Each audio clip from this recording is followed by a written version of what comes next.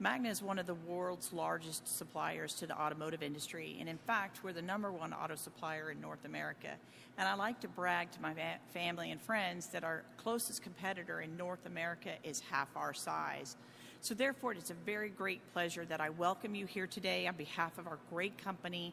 Today, you'll hear from our leaders, one of our leaders, John O'Hara, Vic Fedeli, Minister of Economic Development, Job Creation and Trade for Ontario, and Premier of Ontario, Doug Ford.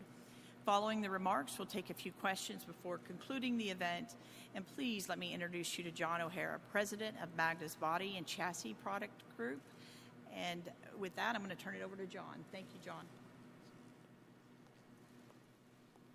Thank you, Misty. Hello, everyone, and good morning. I'm really excited to be here with everyone today. It's certainly a privilege to have the Premier Ford here, along with Minister Fedeli. And Invest Ontario, some of our business partners and our employees are with us as well. As many of you know, Magna's story started here in Ontario. Last year, we announced our 65th anniversary. And as we say, Magna's a 65-year startup, and we're so excited. Today, we have 49 manufacturing facilities and more than 20,000 employees in Ontario. Our continued success and growth has always been a fundamental strength of our culture, entrepreneurial spirit, our manufacturing expertise, and at the core, our people, who share a desire to be the best at everything we do. Being here today to announce one of the largest growth stories we've had in this region in some time.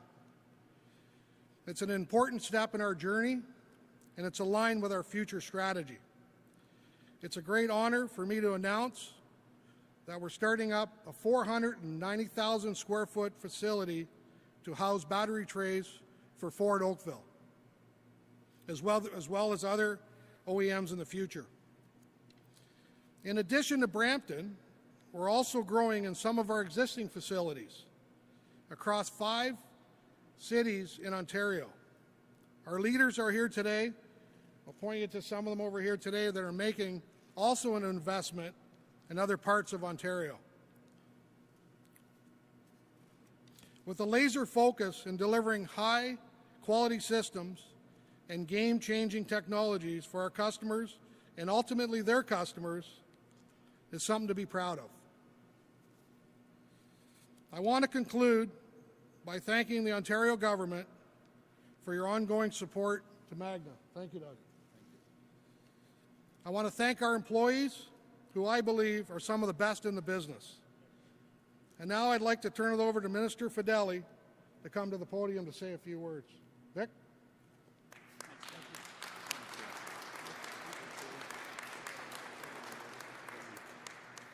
Hi, everybody, and thank you very kindly, John.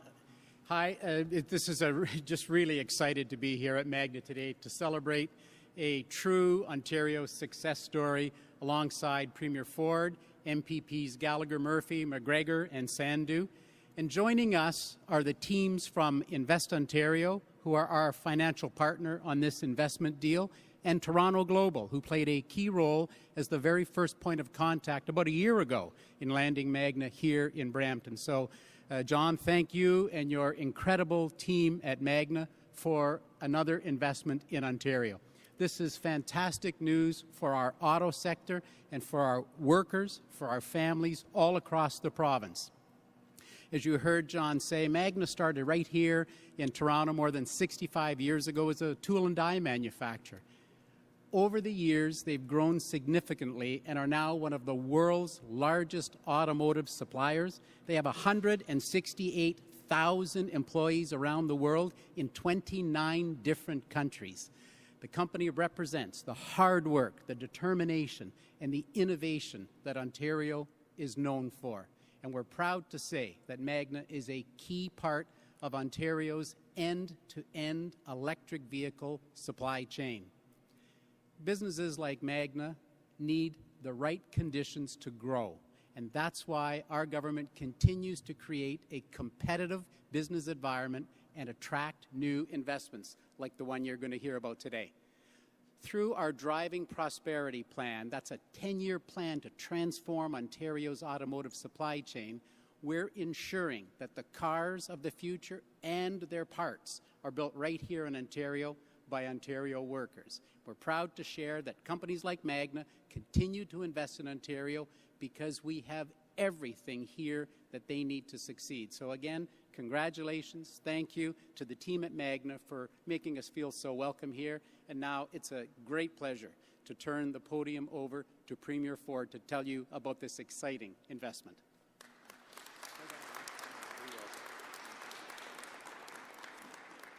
Well, good morning, everyone, and I'm thrilled to be back here in the beautiful city of Brampton alongside Minister Fedeli and MPP Gallagher-Murphy, MPP Sandhu, and MPP McGregor. I love saying that, but anyways. And welcome to Councillor Torr, representing the great city of Brampton. I want to start by giving a big thank you to John and Misty and the entire team at Magna International for having us here today. Magna is one of the great Made in Ontario success stories, from a one-person tool shop that was started by my good friend Frank Stronach to one of the world's largest suppliers of car components. We're also proud of what you've accomplished over the years, and we're thrilled to be here with you today to celebrate Magna's $471 million investment to expand its Ontario-based operations. This significant investment includes a $265 million EV battery enclosure facility, which will strengthen Ontario's end-to-end electric vehicle supply chain and add more than 500 new jobs right here in Brampton. It also includes investments and hundreds of additional new jobs in other communities, including Guelph, Windsor, Belleville, Newmarket, and other regions across Ontario. And I'm pleased to announce that our government is supporting Magna's expansion with a $23.6 million investment through Invest Ontario. While the world faces economic uncertainty, we have a plan that will see Ontario continue to be a North American leader in auto manufacturing. We're creating the conditions and the environment to attract new investments. We're reducing red tape, keeping taxes low, building a skilled workforce, and making sure Ontario's power supply remains clean, reliable, and cost competitive. We're building a battery supply chain ecosystem, connecting resources, industries, and workers in Northern Ontario to manufacturers in the South. We're investing in mineral production, battery production, clean steel production, and final assembly, so that the cars of the future and the batteries that power them will be built right here in Ontario by Ontario workers. And my friends, our plan is working. In the past 2 years alone, our province has attracted over $16 billion in new investments for new vehicle and battery production, creating tens of thousands of jobs across Ontario. This includes Honda's $1.4 billion investment to retool its Alliston assembly plant, and Stellantis and LG's historic $5 billion investment to build Canada's first ever electric vehicle battery plant. And I was thrilled to be on hand at General Motors last December in Ingersoll as the first full-scale electric vehicle plant opened and trucks came off the production line. And we're not done yet. We have the expertise, we have the best workers anywhere on this planet. We have the critical minerals needed to power the electric vehicle revolution, and we have the competitive business environment needed to attract game-changing global investment to the province. With great partners, with great companies like Magna, we're revitalizing our auto sector and making Ontario an auto manufacturing powerhouse. Thank you again to Magna International for your investment and for your tremendous confidence in the growing strength and resilience of our province's auto sector. Thank you all, and may God bless the people of Ontario. Thank you.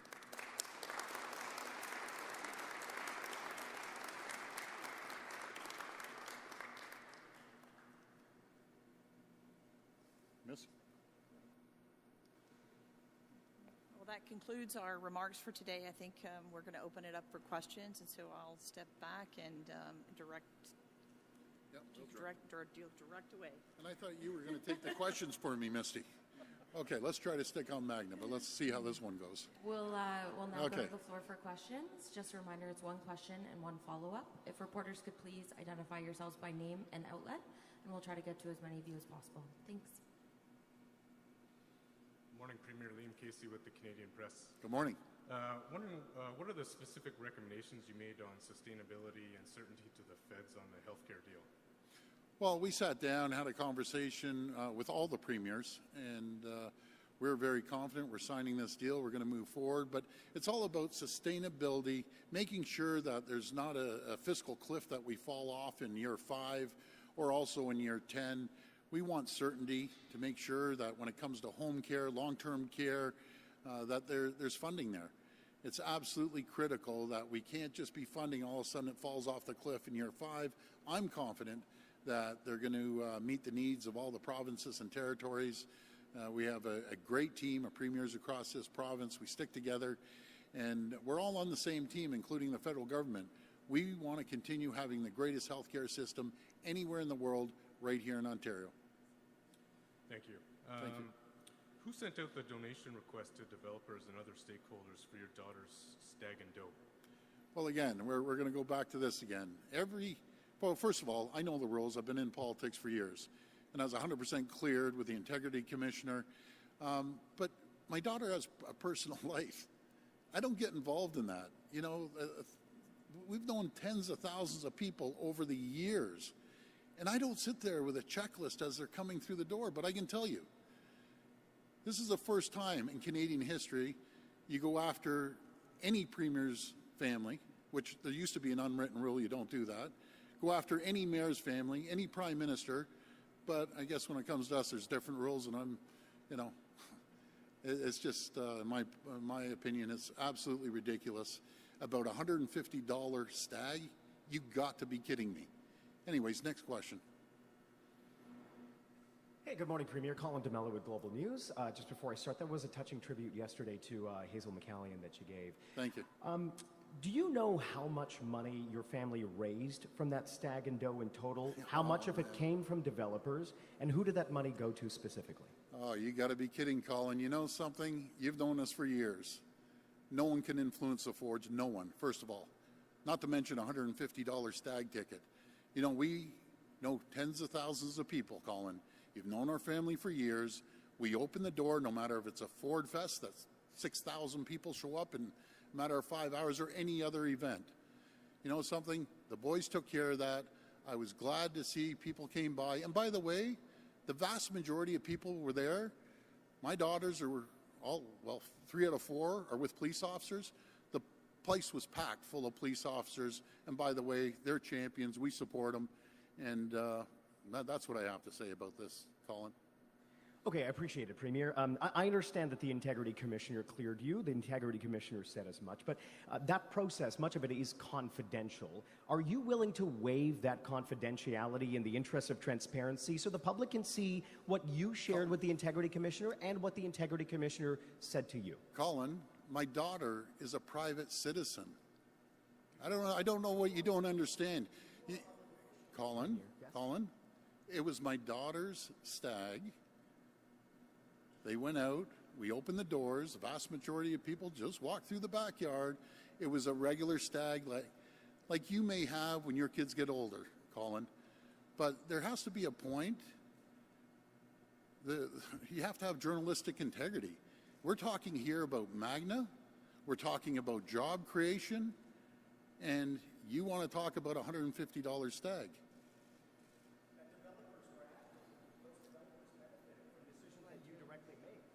Well, again, Colin, thank you for the question. Next question.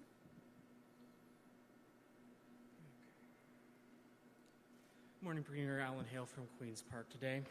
This morning, Mississauga City Council is debating a motion to declare that Mississauga should remain independent, not be amalgamated with Brampton and other communities into a larger city of Peel. Your government has initiated a review of municipal governments where this appears to be on the table. Bonnie Crombie told me this morning that such a large municipality would be inefficient and that Hazel McCallion wanted Mississauga to remain independent. Given all that, do you support amalgamation in Peel? And if not, will you rule that possibility out here and now? Well, I've always supported a size of Mississauga, 800,000 people, and Brampton, I think it's well over 600,000 people, to have be a standalone city. We're going to sit down with the mayors again. We're in constant communication with them, and I think they're both great regions, along with Caledon as well. You know, we see tremendous growth up in Caledon. We see tremendous growth in Brampton and Mississauga. But I've always been a believer they should be standalone. But this is going to be a conversation that we're going to have with the mayors in the region, along with our Minister of Municipal Affairs, Steve Clark. And then we'll all sit down collectively and make that decision. I see we have some Brampton City Councillors here. I was hoping that Councillor Tour or Councillor Santos would like to come to the mic to give their thoughts on this issue. Sure, absolutely.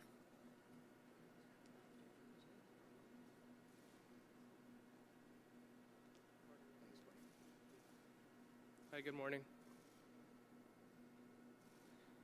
So, given that he's not ruling it out, what do you make of this idea that Brampton could be amalgamated with Mississauga and other communities into a larger city of Peel? And is that a good idea? Is that something Brampton wants? So Brampton doesn't have an official position on this, but we do look forward to working with the Ford government, with the Premier, and with Minister Steve Clark to see the review that they will be undertaking this year. But of course, at every single step of the way, we will be advocating for a fair share for Brampton, whether we stay in the current structure or we amalgamate as a bigger city. We do need to make sure that residents of Brampton are treated fairly when it comes to services, when it comes to changes that it would translate into the residential property taxes. Every single step of the way, we hope that we can work with a facilitator that the Premier would be appointing. Thank you. Thanks, Councillor. Thanks, Councillor. Hi, Premier. Rob Ferguson, Toronto Hey, Rob. Star. Good morning. How are you? I'm great, thank you. Just wanted to switch gears a bit to Toronto city politics. So we understand you've talked privately with Mayor John Tory, Yes. and a lot of people are saying it's a tricky time for the mayor to be stepping down at this point. Would you like him to reconsider? Do you think he should reconsider his decision to resign? Well, that's going to be up to the mayor and his family. Again, that is private. That's what I was emphasizing earlier on.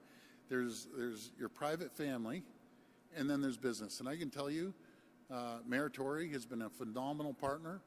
He's been a really good mayor for the city of Toronto.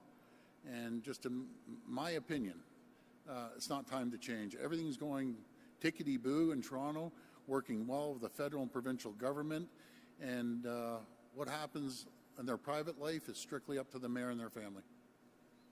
All right. Thank you, Thank you. Premier. Just changing gears again, a new session of the House begins on Monday, or Tuesday, I mean, after Family Day. What are we going to see coming from your government? There's going to be the healthcare reform bills. What else are we going to see? What do you want to get done this late winter and spring? Well, thanks for that question, Rob. You know, we're going to look at the health reform bill, which is really changing the healthcare delivery system. We have put billions and billions of dollars into the healthcare system, but my philosophy has always been the same. You know, you can't throw billions of dollars into a system and expect a different result. We have 203,000 backlog surgeries that we have to get cleared up, and half of those are hip, knee, and cataracts, which are pretty straightforward surgeries. That's why we're going to make sure that we're going to make it easier for people to get a hip replacement, knee replacement, or cataracts. We're going to bring down the burden on the hospitals so the serious operations can go in there and get taken care of. It's a great plan. We've consulted with the sector over and over and over again. They believe it's a great plan. And then our plan to make it easier for people to go into pharmacies and get 13 standard prescriptions, rather than putting the burden on a primary care doc to continue writing out the scripts. So it's a great plan. We've consulted with the sector, and we're going to change healthcare in this province in a positive fashion, with collaboration with the CEOs of the hospitals, with OHA, with OMA.